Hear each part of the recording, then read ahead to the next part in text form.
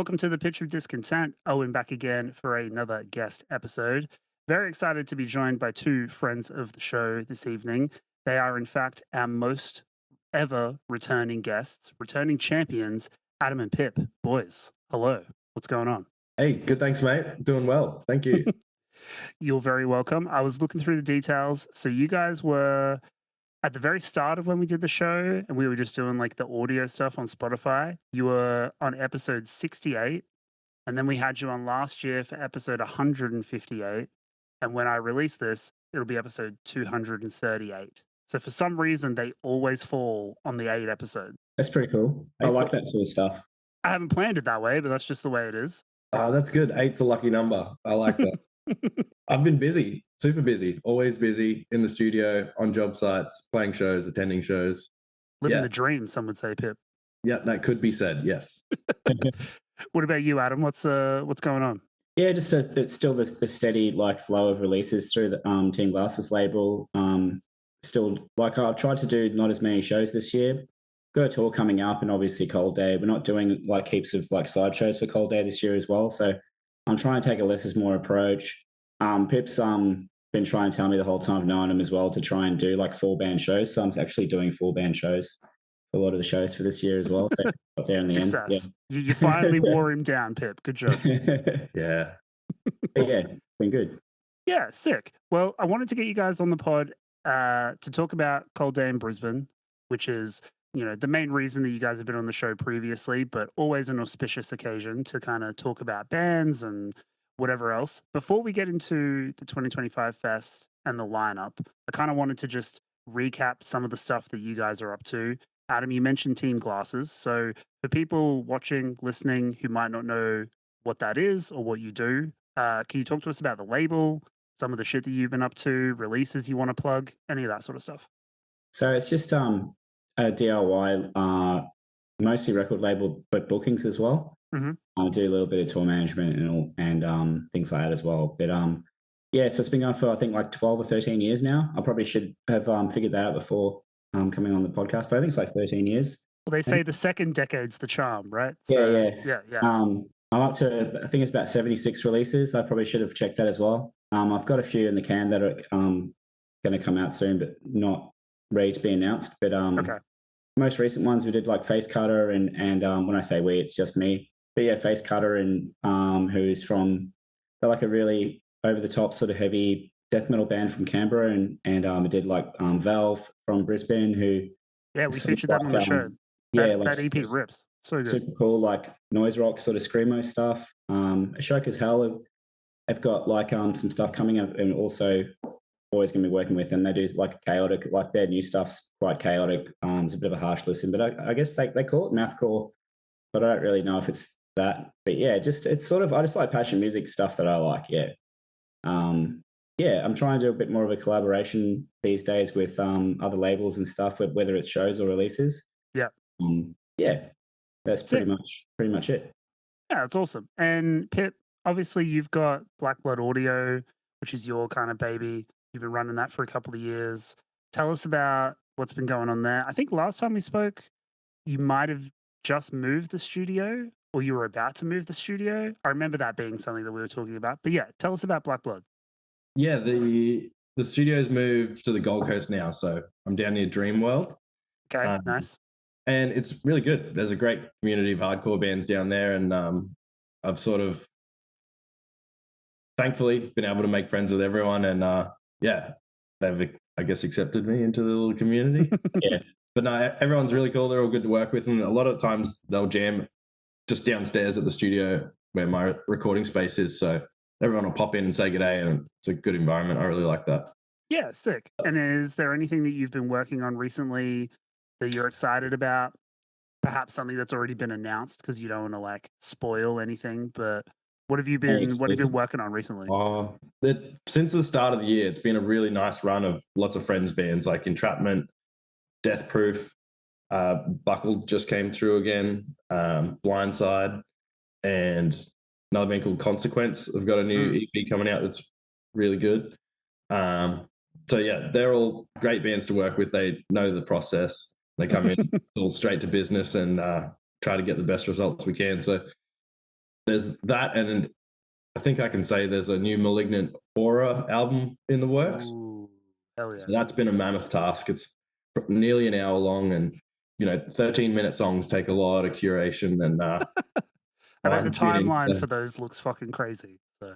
Yeah, big, like the guys have outdone themselves. They're awesome songs, but then I have to put in a lot of effort to make sure they get translated into the final form the way they want them to. So yeah, a lot of time into that. Currently writing for new Descent and Disentomb records. Sick.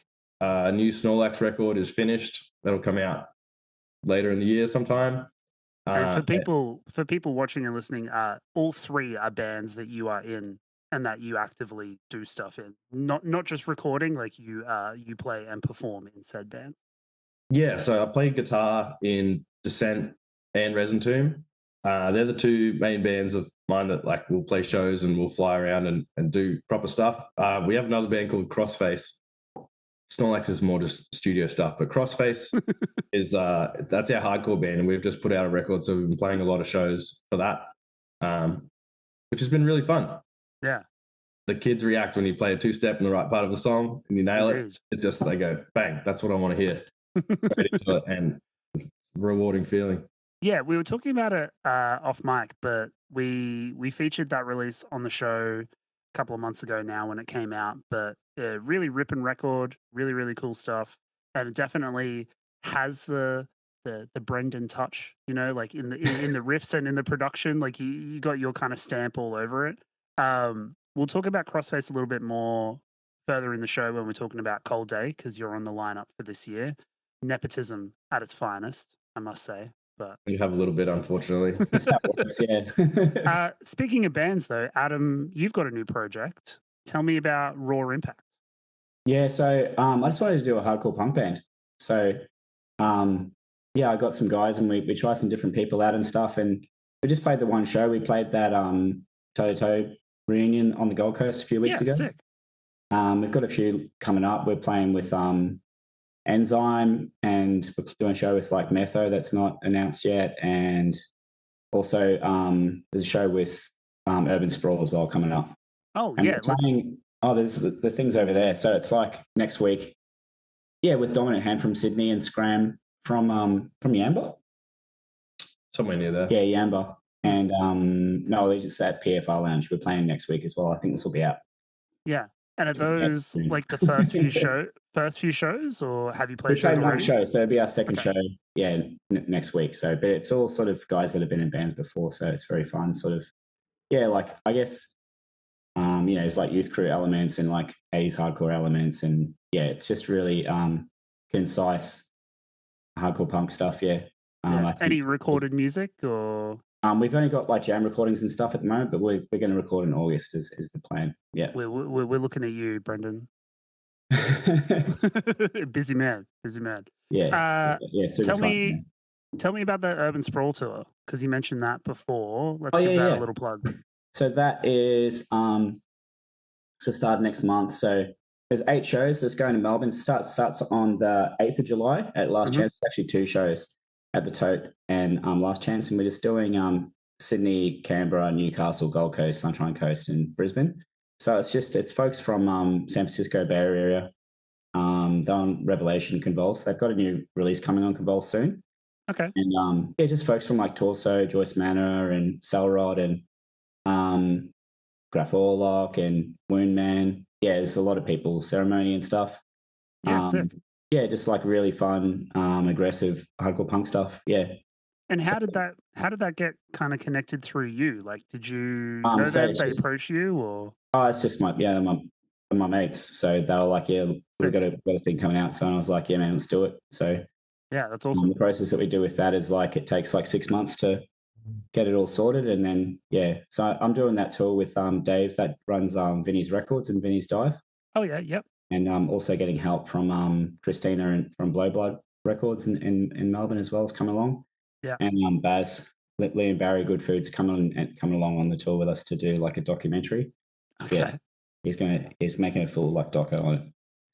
Film the whole thing. Yeah. He's coming along the whole tour. So nice. he He's just recovering from breaking both of his knees and doing a backflip off the stage at Viddies. I was about to say, I was like, if we're thinking of the same Liam, Yeah. his knees are like blown to shit. So hopefully he's recovered by the time that happens. He's getting better, but he's going to come along with us. Yeah. He's just set a boundary that he doesn't want to help unload and unload the van.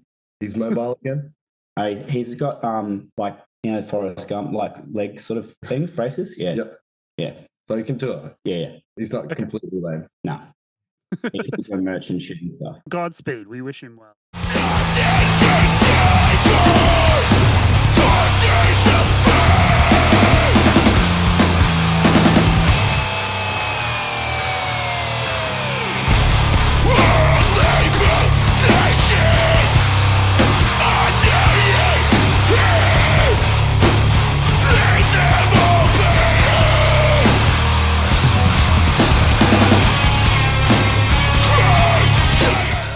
Let's jump into chat now and talk about Cold Day. So last time we had you guys on the show, that was in lieu of the 2024 Fest, which was your second outing for the festival. I guess let's kind of start there. How was it? What did you guys think of it? Any highlights? Tell me about last year's Fest. I unfortunately couldn't make it because we moved down here to Melbourne and logistically it didn't work out. But I heard good things. I saw good things. It was awesome, hey. Yeah, so we just a lot of stuff that we learned from the first year, we applied that in the second year. And it was probably a little bit too, in my opinion, hardcore leading and not enough punk and like dirty, like really gross grindcore or anything like that, which I think we really concentrated on this year. But it felt like 4 shows or 5 shows, but that was my experience. It just feels like 4 or 5 really stacked shows in a row. Yeah, right. Just like a whole day of show. Yeah. Like Yeah. four hardcore matinee shows back to back. Yeah. Sick. Everyone had like incredible like responses and stuff. And obviously 50 Lions came back from like a big hiatus, and Justice for the Damned, like they were really massive. Are you mates with them, those dudes? Yeah, Pip's mates. I think that we had a connection to everyone on the lineup, so yeah, this is like either me or Pip's mates, or we're fans of the band. Sick. Yeah. It was really cool to have the Matador play again. I hadn't seen them for years. Yeah, I love that band. I remember seeing all those shows way back in the day at like Expressive Grounds in the Gold Coast. Yep. Real old head shit. Great band. No, the day went really good because there was a lot of bands that were coming back to play, and then there was a lot of new bands that we just like we've got to put these guys on at a time where people can see them because they may not have heard of them. But for example, like Threshold, that really popped. Yeah, then they were on the perfect timing in between the right bands, and it just like made for a really good set. And then to back that up with Shit Grinder, after having heard, you know, Aglow and a lot, maybe some slower, more atmospheric sort of bands like Hope Drone. By the time we got to Shit Grinder, you were waiting for something short, fast, heavy that just hit the spot like that. It was that was definitely a highlight. I don't want to jump the gun too much in talking about this year's festival, but like, I guess like you're 2 fests in, you've got the 3rd one on the way. You've already got kind of the lineup for that. How are you going in terms of like curating set times and how it's all staggered out? Because we talked about this a little bit on the previous episode, because there is like a bit of an art to that, right? Because you're doing like a whole day festival. You've got all different kinds of extremity. You can't have, like 3 grindcore bands back to back. Like you'll blow people's fucking heads off. So like you've got to kind of like stagger things out and move things around. Is there a lot of deliberation between you two to do that? Do you have like a fucking mood board? Are you like moving pieces around to try and like figure it all out? How's it work? That's probably the thing that takes the longest. Yeah, it does take a long time.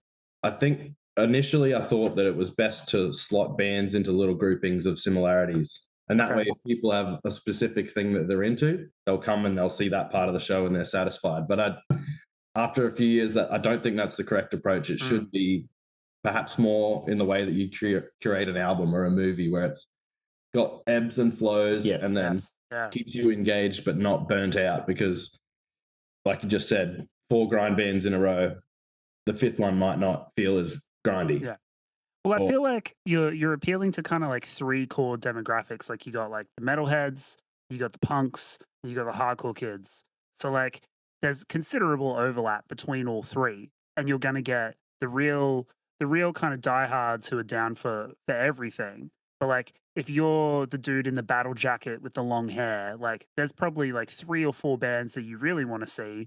And if they're like staggered out throughout the day, then you can go out and sink a pint and fucking eat a burger and then kind of like cycle back through to go catch the next band. And like if you can do that for every group, you're just kind of slowly rotating that wheel throughout the day.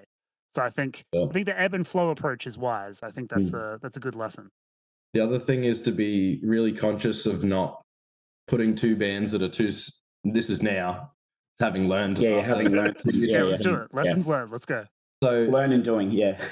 I don't think it's great to put 2 bands that are similar side by side, purely just because it's too easy for someone to go, I like that one better than that one, and that's not really fair. Okay. It's also, for me at least anyway, I don't want to see the same genre twice. It's almost like you've got your fill of black metal. Serve me something different next. That's the way I feel about it now. And the sort of like least to most popular, if that's a way to describe it. And I don't think that always works either. There's got to be a little bit of strategy that goes into who's placed where throughout the day based on like the time of day, the energy, how they're going to feel after X, Y, Z. We also want people to show up early, right? So like if you put all of the, the smaller or lesser known bands right at the very bottom, then you're not really getting a draw card for people to come in early, apart from those diehards that I mentioned who are going to be there when doors open. So like you got to like tease a little bit. You got to throw someone the empty slot, get the crowd fired up. And I mean, they do that at every big festival, right? Like you look at those timetables and there's always one band that just fucking lucks out. And they're like, oh, well, I guess we're on at 11:30 in the morning. Let's go. Like, The only other thing I was going to add is it's really funny to me where bands think they should sit on the lineup and where they want to play. Like, for example, some bands should be way up the lineup, but if you tell them, hey, we want you to play at 11 o'clock, they'll go, no, we don't want to do that. Play at 7, please. That would suit us better. And you can't always pick what that's going to be. And I don't think it's right, once again, to do just most followers to least followers. Or like anything like that. It doesn't purely work. mathematical. I don't think that's the way to do it.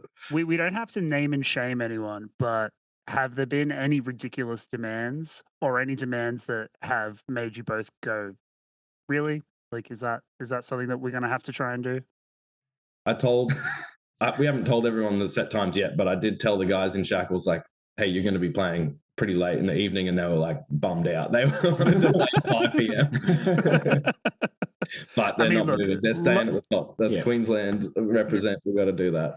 That's right. Luck of the draw. All right. Outside of adjusting the lineup and kind of figuring out what works best, are there any other lessons that you've learned from the previous 2 fests that you've incorporated into the third one for this year? There's one glaring thing that I'll mention. What's that? So it's a very obvious thing when we say it out loud now, but don't have the headline band play the night before the fest. Oh, yes. Within an hour's drive of where the festival it is. Because I think there were a lot of people who got their fill on the Friday night and didn't bother coming to the Saturday. And honestly, I don't blame them. So maybe we would have got an extra 100 people turn up last year had we not done that. But we had to learn that lesson, and you got to. Well, you said, Adam, that you're not doing as many side shows, right? Is that? Well, there's no side shows. Yeah, there's no side shows this time. Is that a learning from that kind of experience then? Yeah, so rather than spreading it out too much, we really want people to come to, well, we're not trying to force people's hand, like, you can do what you want, but we'd rather people come to the main show because it is about the main show. Yes, of course. If you have too many side shows, then there might be, and, I've done the same thing myself, if I didn't want to go to like a mainstream festival, but then Freddie Gibbs is playing at the Triffid or something, I'd go to that, you know what I mean? Rather than 100%, yeah. So, like, I get it. The older I get, the more appealing that calculus becomes. So, like, I don't begrudge anyone. Like, you kind of got to do what you got to do. But yeah, like, you guys are running a fest. You're trying to like cover your costs and kind of like make things happen and keep it going for the next year. So like 100%. Like, the more people you can get through the door, the better. We want to have a full room every year. So yeah, of course. It does keep it sustainable as well. So like, there's a lot of like work that goes into it, and so if we self-sabotage by having too many successful like sideshows, then it's just kind of counterproductive to the actual main thing that we're trying to do in the first place. So there was a massive learning curve from that last year. Yeah, that's totally fair. And look, no shame in being ambitious. I think having sideshows and like extra stuff for people is always like awesome. So like, I think it's a lesson that kind of makes sense once you kind of take all of that into account.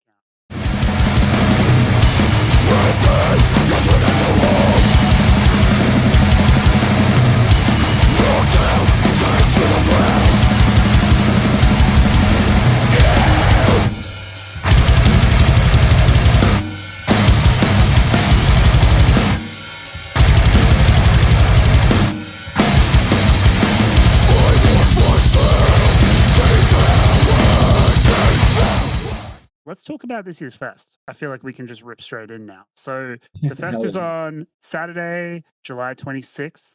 I will have links in the description for tickets, and I'll be putting up the flyer and the lineup and all that sort of stuff throughout this. That's a note for me to edit all of that shit in the future, so you better do that. Let's talk about the fest. Let's talk about the lineup. So like, before we start going through band by band, what were you guys trying to achieve with this year's lineup that you perhaps didn't on previous ones, or new things that you were looking to do with 2025? So I'm super proud. Look, before I say anything, I'm super proud of the last 2 years' lineups. As you should be. But I personally I didn't realize it at the time, but while the day was going along, there was a lot of hardcore bands. I thought there was just too many hardcore bands last year. Have I ever told you that yet? That's a great problem to have in mind. Yeah. I just thought that was a bit too hardcore heavy. So like, I think that death metal dudes and punks got a little bit sort of alienated at the show. That was one comment that I got from a couple of people, was just like, could have used one more gross death metal band. We can always use one more gross band. It's a weird thing to criticize something like that, saying there's too many hardcore bands, but like, that's my personal opinion. Yeah, fair enough. I think that they would try to get more punk stuff. We were going to get like some, like even at the first like melodic band that we won't mention, there was going to be like a first clean singing band was going to be on there, but we couldn't make it work. The members wasn't available. But was there any trepidation in kind of doing that, or were you just kind of like, fuck it, it's our fest, we'll put whoever we want on? Yeah, I had these 3 rules in my head when we first started, and they've slowly all been broken now. But it was like, all good rules are made to be broken. Yeah. So in my mind, Cold Day was strictly like no clean singing. That was going to be the defining factor, and then just a few little things like bands shouldn't play 2 years in a row. If you're in multiple bands, like have them separate. Don't play 3 sets on the day. Like just everyone play once type of thing. But that stuff's unavoidable, and ultimately, like you said, rules are made to be broken. So if we do it, we're going to break it for a good reason, and we will break that rule in years to come. But so we just try to get some more sort of like more grindy stuff and some more punk stuff. And there's obviously always going to be hardcore stuff on there because, we're mates with a lot of dudes in hardcore bands, and we play in hardcore bands. So it's very, very easy to get carried away when you start planning the next one, because you have a lot of little voices here and there. It's like, what if we had a half pipe in the venue? It's like, what if people were getting tattoos? It's like, man, we could do an infinite number of things, but unless the lineup is good enough and people want to buy a ticket, none of that matters. So we always come back to the funnel approach, right? Like you start with like every idea, and then you slowly kind of narrow it down with all of the reasonable things of like, how much can we afford? How long do we have? How much sponsorship do we have? And how do we spread that around? And like narrow it down until you eventually kind of cut through half of those like would like to haves to the must haves.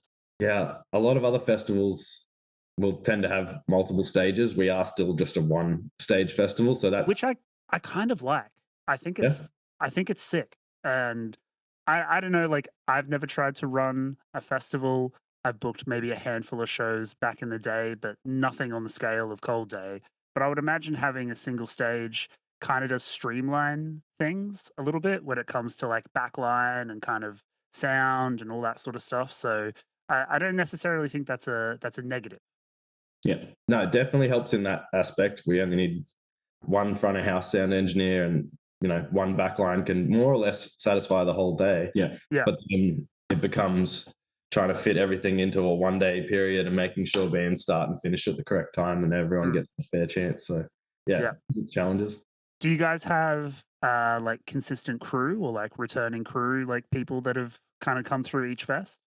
It's always we have our own team. Yeah, it's all trusted individuals. Like, I won't obviously like start naming all the people and stuff, but it's our people. Yeah. So shout out to the crew. Shout out to the team. Yeah. One shout out is Mark Perry. Mark Perry, absolutely. Yeah, he mixed 16 bands in a row by himself one year. So that's mental. Yeah. All right. Well, let's start going through the lineup then, because there's a lot of bands to get through. We don't have to kind of like give a full backstory on each band, but like, we should at least give them all a shout out and a little bit of a plug. So Absolutely. Starting off the lineup, you've got Tumour from Victoria, you've got Drudge from Queensland, and No Harm from Queensland. So tell me a little bit about those bands, what people can expect, that sort of stuff. So No Harm, have they been around for about 2 years? Maybe a year? Maybe a year and a half. Yeah. They're a local hardcore band. They seem to be one of the bands that's sort of, from what I can see, they're organised, they play hard, and everyone respects them. So it seemed like an obvious choice to me in that. Yeah, well, 100%. Because we want people to show up for the first band. It's a really tough spot, and a band that's already got somewhat of a support behind them is going to make that a bit easier. So because the members like go to all the shows as well. So it's people tend to support those bands that they see like that have got a strong community spirit, and they've got super cool songs, like it's very palatable, like Trapped Under Ice sort of style stuff. Yes. Yeah, they're awesome.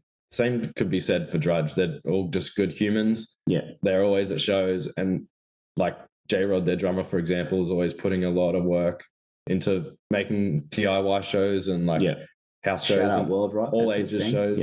World Rock. Fuck yeah. He's always putting a lot of effort into making that stuff happen. So bit of give and take. Al does like a lot of mixing, like live mixing sound stuff. They're guitarist at DIY shows as well. So and also they're just like an awesome band as well. Just I don't know, like not quite power balance, just like really thrashy, like trash talky sort of stuff. A little bit of Extortion in there, I guess. Yeah, they love Extortion. Yeah. Just like really cool, like super cool, like fast punk band. And Tumour is I put out their first EP, and they just put out like a split with Burn in Hell, and they've done like the recording, because they've been releasing videos. So they've been recording some new stuff. So that's folks from like ex and current members of like Diploid and who else? There's like from Stockades and Class Trader as well. So they do like sort of cursed, to my ears, it's like cursed sort of worship with mosh parts. I've played with them, but they sounded more death metal in a live setting than they did on record. There's dive bombs and beat downs. I liked it. Yeah, super cool. I always like it when the live show has like extra elements that you didn't quite catch on the record, and like maybe that's down to just the recording or the material or whatever, but like when you see a band live and it's like fucking next level to the record, you're just kind of like, oh, okay, I wasn't prepared for that. So that sounds fucking dope. But they haven't been up here yet, so I'm pretty excited. I actually haven't seen them play before. Like Disentomb play with them, hey? Yeah, in Melbourne. Yeah, in Melbourne, yeah. Yeah, sick.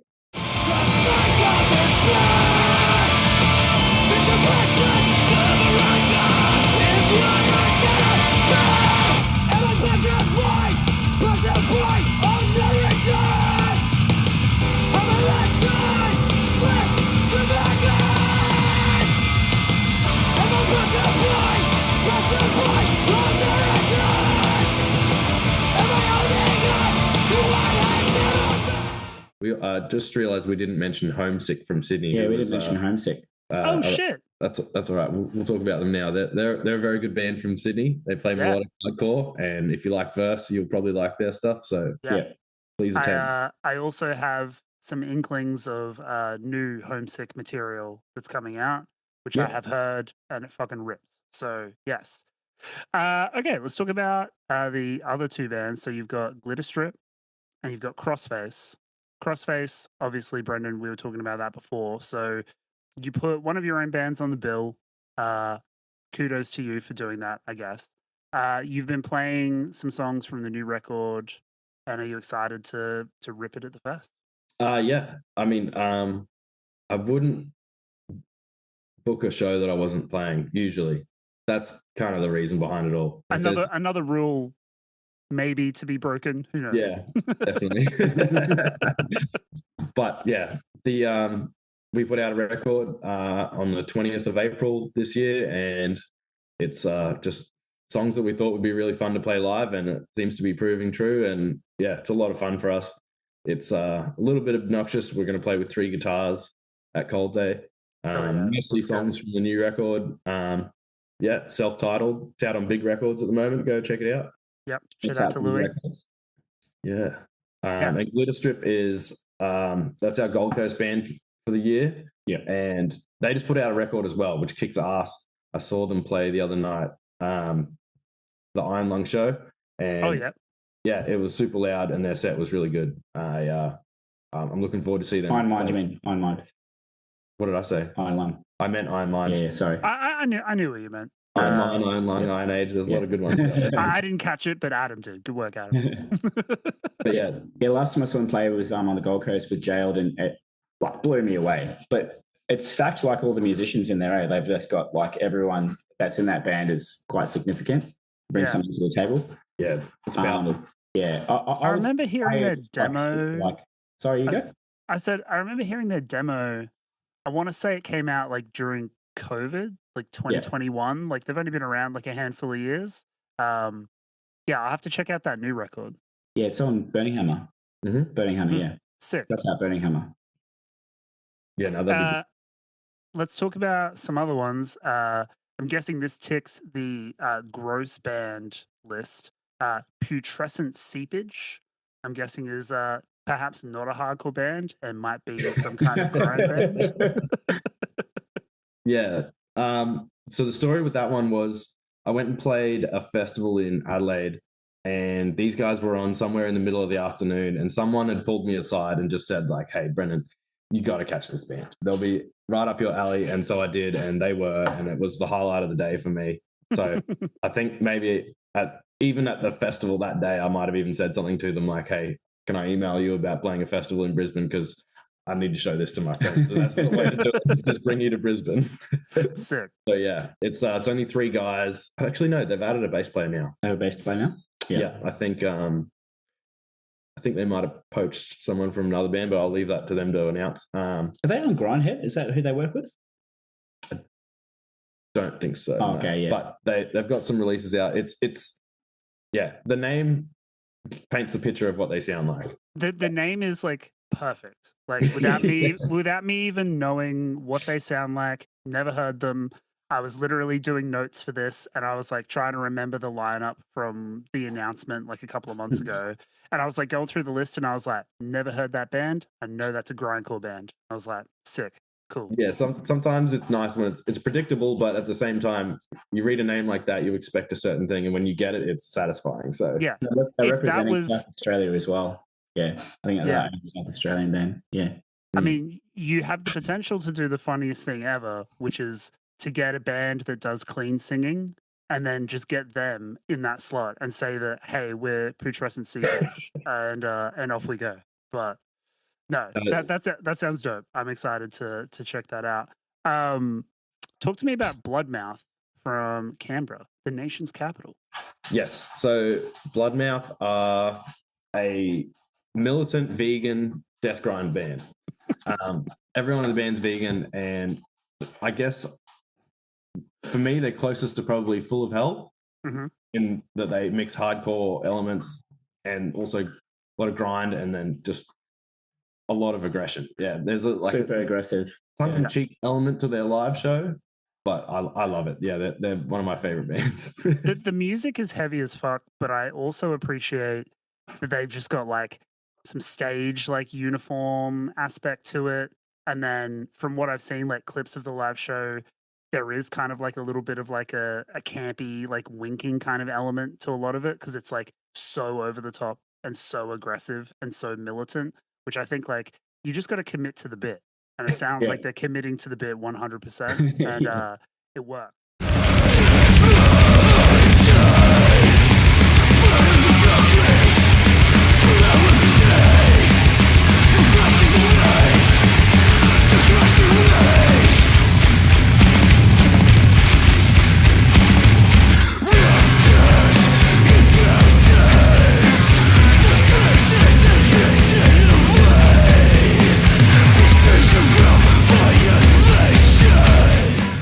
I also noticed that they're one of two bands from Canberra on the bill. So at this point, let's just talk about I Exist, the other band that you're getting to reunite and play the fest. You had 50 Lines do it last year, but I Exist doing it this year. Aaron Osborne must be stoked. Let's talk about that. Are you guys I Exist heads? How did that come about? Absolutely love I Exist, but I'll let Pip tell the story behind this one. I don't know how he'd feel about me saying this, but it was literally like, hey man, do you want to come play the festival again? And he was like, yeah, maybe I'll just reform I Exist. And then like the joke just became a conversation that continued. And I saw Aaron post something on his Instagram, something to the effect of like, I will play this festival every year if I have to just keep making bands to do it. Like I'll have a different band every time. So yeah, props to Aaron because I know he did Aglo last year, and then he was with Extortion in the first year. So like he's hit every single fest. So kudos to him, returning champion Aaron Osborne. And yeah, to reference the rules I was mentioning earlier. The singer of Bloodmouth is also one of the guitarists of I Exist. So we had 2 of the 6 members already in the city. Yeah. Made sense. It totally makes sense. Yeah.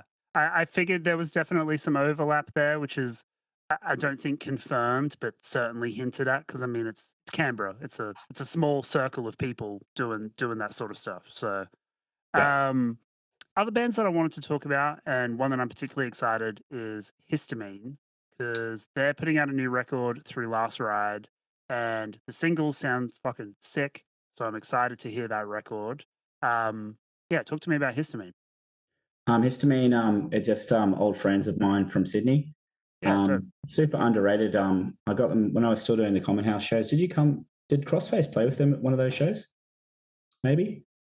So I brought them up the first time on. So they're on Last Ride Records, but just I don't know if even though they're on Last Ride Records, they always seem quite underrated, and not a lot of people were talking about them enough. So yeah. And being mates with them as well. So I was like, come up and play some shows. And then we had them on the World Peace Cellrot tour as well last year. But just because they're label mates with they're on Convulse as well. So yeah. But they've just released their 2 singles from the album that comes out actually next week. Yeah. Yeah, sick. Yeah, next Friday I think it is. Yeah, next Friday it comes out. So yeah.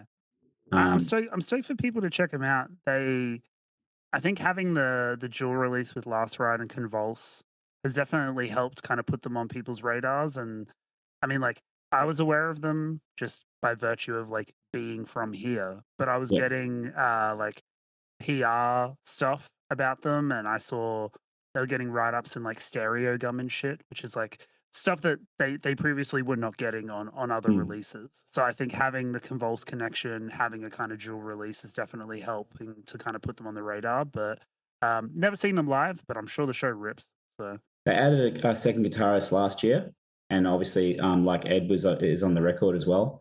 Just super fun, like stompy, bouncy, like hardcore punk.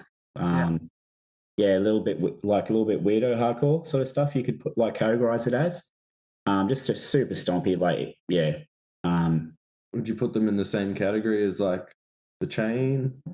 I think so. Yeah. I could see that comparison for sure. And yeah, I get the weirdo element. Like the vocals are very like in that kind of unhinged, kind of like escaped mental patient type quality, which is quite good. And I enjoy that. The next one we had Jalang. Yes. Yeah. Oh, and Splinter. I was going to say, in place of Winner's Circle, we booked Splinter from Sydney. Oh, dope. Yeah, sick. Newcastle or Sydney?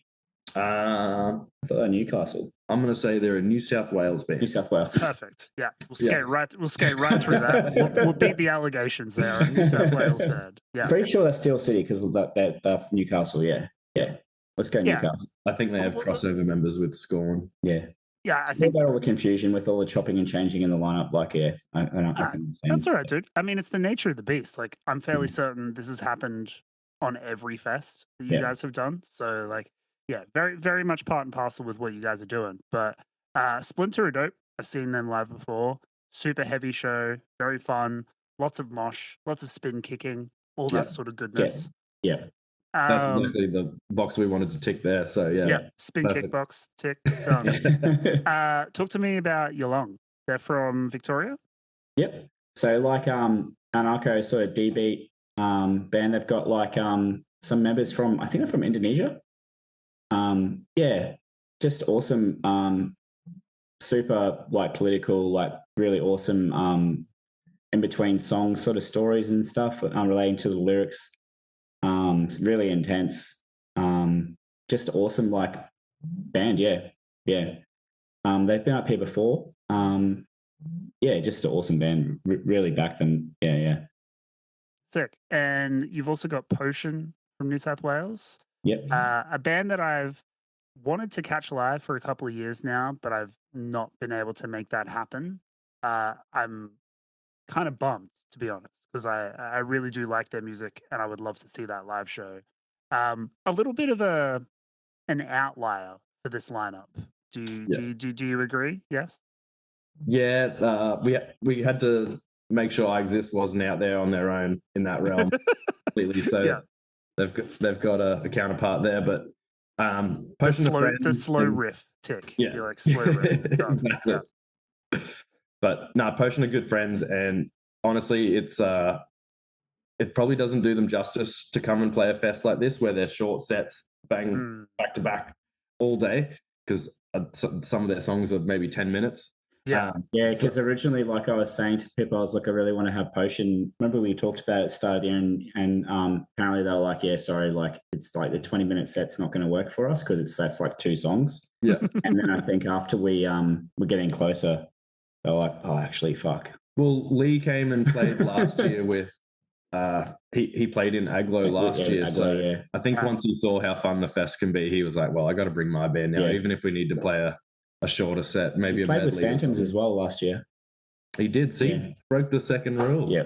See, they could do the stadium trick of like we're the big band that's now playing the stadium, but we're gonna throw it back to the old heads. We're gonna do a medley of like all of our old stuff that we can't be bothered to play full songs. We'll just play like little snippets, and we'll do like 4 of those. They could do that. They could do like a little medley of the Potion record.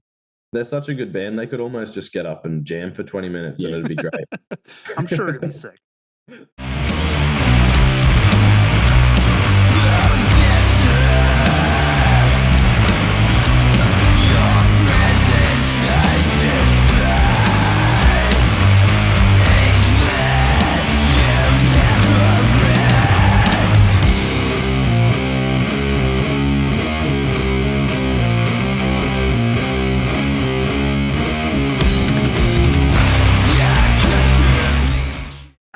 Another band that I'm excited to talk about, and I caught them recently, earlier this year, Algor Mortis. Insane band. Incredible band. Talk to me about Algor Mortis. Young crew from Melbourne, representing death metal and doing it right. They're getting really tech. They're writing heaps of long gap in between note breakdowns, which is a Pit instigation. Yes, definitely. So they were sort of a no-brainer for me. I'd sort of been waiting for a point where like they'd reached the stage where we're like, cool, we could put them on after dinner and it's not going to seem like a wild move. Yeah, I've seen them play live before and they hold their own on a big stage. So I saw them. Like the right time. I saw them support Hatebreed down here. Oh wow, yeah, cool.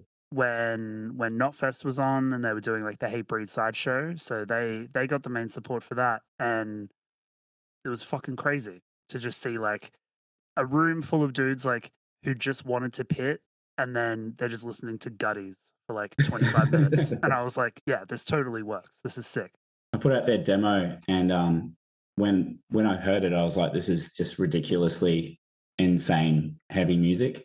Yeah. And I don't listen to a lot of slam death metal sort of stuff, but I was super impressed. So it was a yes straight away from me. Yeah. And I've only seen them play a couple of times live, because they kind of took a little while to get that really good like live lineup with CC. CC's, I think, the vocalist is the only sort of like consistent member, but they've had this version of the band going for at least a couple of years. Just awesome band. Yeah. I was introduced to Sam, who's the bass player, and we were kind of met at a show and we were chatting, and I didn't realize that he was like a Queensland guy, because like I was chatting about kind of living in Cooley and doing earlier versions of the show and like going to different venues, and he like wasn't giving me that like misty-eyed kind of thing of like, I have no fucking idea about what you're talking about because I'm from Victoria. He was like, no man, I know exactly what you're talking about. I'm from Queensland. I was like, oh shit, okay, what's up? Yeah. Let's talk about Shackles, who you mentioned before, regrettably playing a later set than they would like, but incredible band. I've seen Shackles more times than I can count, and they fucking rip. So kind of a no-brainer, I would imagine, to get them on this fest. Yeah, they were asked to play every year so far, and they just come back from maybe a 2 or 3 year break of playing shows, and it, like you said, it's a no-brainer. And honestly, it was getting a little bit too southern at the top end of the bill. We needed some Queensland representation there. Yeah, so I feel that. Yeah, they've obviously well earned that position. They're like the preeminent power violence band of Queensland, you know, so like it's kind of a no-brainer. Yeah, they're doing like a retrospective, is that the right word to use? Like 15 years of Shackles set, just a celebration of like if you're from Queensland, like you love Shackles if you like the sort of style of music. It's just how it is. And I mean, like a 20-minute set, that's what, like 25 Shackles songs. So 100%. 100%. Sick for them. And you also get a little bit of stand-up comedy thrown in for good measure with Mark as well. Let's talk about Gutless, another band from Victoria. Incredible band. I've seen them once and they fucking ripped. Incredible band to kind of stick at the kind of tippy top towards the top of the lineup. Is this a band that you've been circling and trying to get on the show for a while? Not so much. I'd been aware of them for quite a while, sort of just like keeping tabs on them and that sort of thing. And then got to see them live and actually got a chance to tour with them a little bit and play some shows down south. And they were consistent every night, and they were business guys. They got in and they played hard. They didn't fluff around, and, you know, they packed up and then they were at the next show early. And I was like, that's the kind of bands we need on Cold Day. Yeah. They're organized, they sound great, and they're consistent, hard playing bands. So that was my takeaway from seeing them. And also, like, they've been to Europe, they've toured extensively, and I think the members have been in other bands. So it's not the sort of thing where you're like, oh, wait for them to develop. It's like, no, they're already on point. They're going to be good.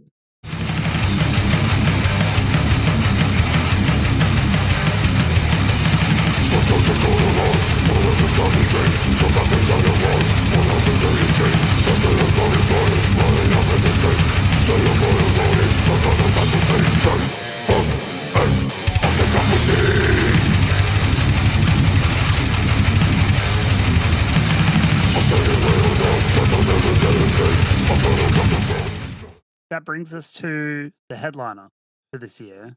So talk to me about what's going on with that. Very unfortunate, but Ingested is cancelling their Australia tour. Yeah. Mm-hmm. So them being our headliner of the fest, that's obviously very disappointing for us. But we are continuing. We're going to put the fest on regardless. There's a lot of bands. The show will go on. A lot of bands who've booked flights and made organisation to come up. Everything from, you know, I would say, like, even without Ingested, obviously, like, you know, big loss for sure. But like, the pedigree of bands that you put together on the rest of the lineup is easily worthy of a fest in its own right without a headliner. The headliner is just like the cherry on top, right? So like, yeah, it sucks that they're not coming, and you know they've got their own reasons and whatever. But like, the fest absolutely must go on because every other band rips. So like that makes total sense. Yeah, you asked us earlier on what one of our goals was on expanding the fest this year, and one of those was, you know, if we could get an international band to play the fest, that's quite a statement, and it means that it sort of sets us on a certain trajectory into the future. So I think I didn't even listen to the previous episode, which I should have done as a host. I should have gone and re-listened to our previous episode. But I think that it might have been you, Pip, that said at the very end of the last episode, I kind of asked you what you wanted to do kind of bigger and better for Cold Day in 2025. And I'm fairly certain you said, let's get an international. Let's get like an international headliner. So like, it sucks that won't be what happens, but the fact that you at least booked it and landed it and they were coming, like that kind of proves the quality of what you've put together. So yeah, and I was saying to Adam yesterday, like with the bands having to pull out after you've announced the lineup and things like this happening, it's really not worth stressing over. There'll be a solution, and these sort of things just like they're going to happen. They're out of your control. Doesn't matter. I mean, you guys are both band guys, booking shows, running labels, all that sort of stuff. Like this is band behavior. This is what happens. Like it's just it just comes with the territory. So no point stressing about it. So no ingested. Do you have something else in the works as a replacement? We're going to announce on Monday that Extortion's going to play. They'll close out the festival this year. Yep. They haven't been to Brisbane in 2 years, and from all accounts, they seem to be the crowd favorite. Yeah, they bridge the gap from hardcore to grind and death metal in between. I wouldn't have picked this, but one of the hard lessons we learned on the first festival was that death metal people will stick around and watch an alternative band, but the hardcore kids have been moshing all day. So if that's the end of the hardcore, if that's the end of their genre, they're going to pack it in and go home. And else they won't stick around for the death metal band at the end. Yeah, which was unfortunate, but that's the way it goes, and we know now. So Extortion is one of my personal favorites. It's a band that Adam and I definitely bond over. Yeah, it's where our tastes cross very directly. I was going to say, like we talked before about like hitting the three demographics of like the punks, the hardcores, and the metalheads. Extortion is like they are that diagram. Like they can they appeal to all kind of segments, and they could easily play any kind of lineup. So like to have them at the top as a replacement for Ingested makes complete sense, because that's something that's going to appeal to pretty much every person who's walked through the door. Yeah, absolutely. Correct. Yeah, it's when you get bad news, you kind of panic, but just had to pause, take the temperature, and we realized that they're getting Extortion are getting together for other shows in other states around this sort of time. Right. He's already going to be in Queensland, and he's playing bass for them, so it's really just a matter of convincing 3 other people, and thankfully they were responsive and keen for the whole thing. So yeah, very grateful to them for taking the call. Yeah, for sure.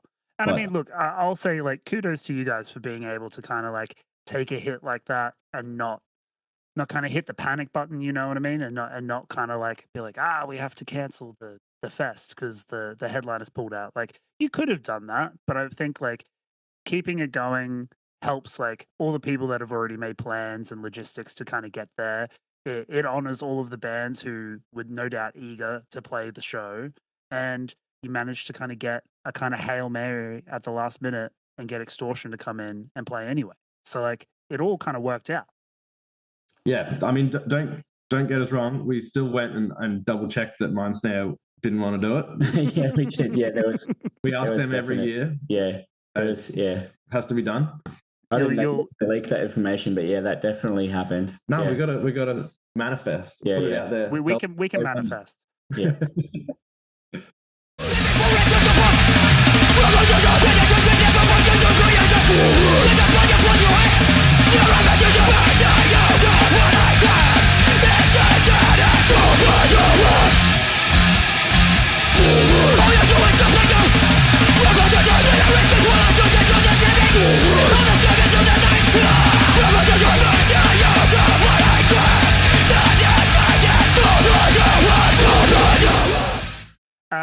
right, we might wrap up the main show there. That's kind of the whole lineup. I'll insert some clips for people to kind of get excited with the different bands. We'll have tickets in the show description for people to buy tickets and go to the show. Go to the show. Go support Adam and Pip. I love what you guys are doing.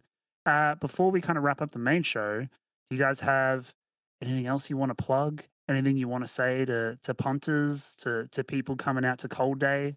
I just think that if you're going to come to Cold Day, just come for the whole day, because honestly, like there is, it's got the venue, like the Triffid is perfect for, there's chill out areas. Like you're not just going to be bombarded with music the entire day. You can go get some food and chill with your friends. It's my favorite venue in Brisbane, hands down. Yeah, like it's so good.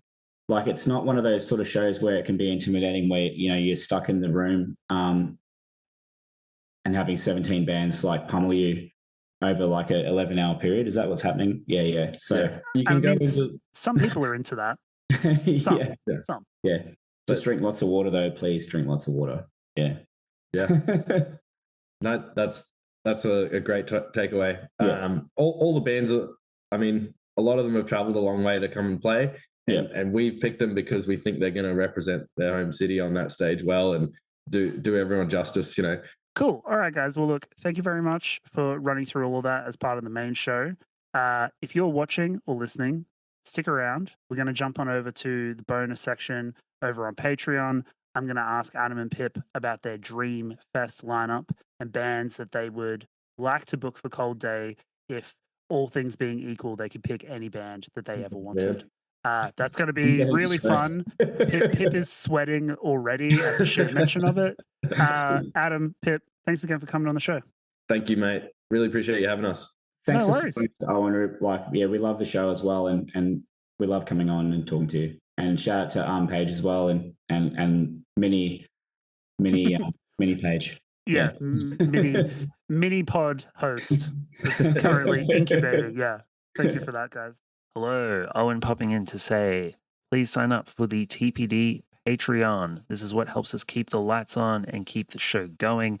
The link is at the bottom of your screen right now, patreon.com/tpdpod. All of our patrons get exclusive access to Side B of our roundup episodes, so you get a few extra tracks, as well as our feature album discussion and the full show experience. Our patrons also get exclusive access to behind-the-scenes, off-the-cuff chit-chat from all of our guest episodes.